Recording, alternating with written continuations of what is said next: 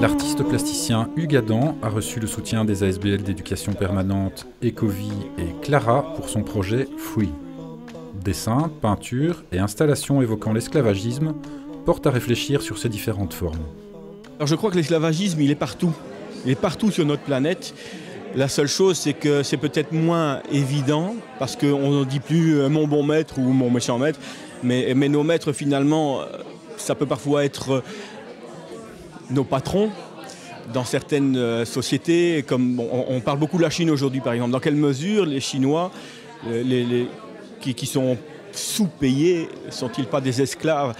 Quand on les voit entassés, c'est pas seulement les Chinois d'ailleurs, les Africains en Italie qui cherchent refuge et qui trouvent dans les plantations un travail et qui se retrouvent aussi dans des baraquements comme les mineurs italiens l'étaient chez nous en Belgique dans les belles années. Dans quelle mesure c'est pas de l'esclavage de se retrouver, de devoir payer, d'être payé, sous-payé par son patron, de devoir payer le logement, repayer à son patron, de devoir acheter de quoi se nourrir dans les boutiques du patron. Qui paye qui réellement dans l'affaire ?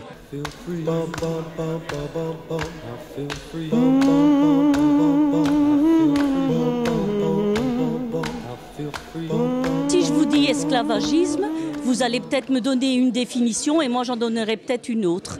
Et donc l'esclavagisme a plusieurs facettes et quand Hugues nous a parlé de son exposition et que j'ai vu les premiers chaînons, puisqu'il m'avait montré quelques échantillons, c'est vraiment très grand cette exposition et donc il y a énormément de facettes, on n'avait pas du tout la même lecture, lui et moi. Et puis notre permanent qui est Jean-François, on avait encore une autre. Et donc Jean-François voyait plus ça comme l'esclavagisme, par exemple des ouvriers dans une entreprise qui sont liés à des productions et donc du travail en chaîne ou qu'on liquide tout simplement comme on le fait beaucoup actuellement. Moi j'y voyais plus une liberté intellectuelle et Hugues lui voyait plus la liberté humaine. Alors on s'est dit ça c'est vraiment de l'éducation permanente. Si on peut montrer cette exposition aux gens et les forcer à réfléchir en quelque sorte à ce qu'on met derrière le mot esclavagisme et liberté, eh bien on aura gagné.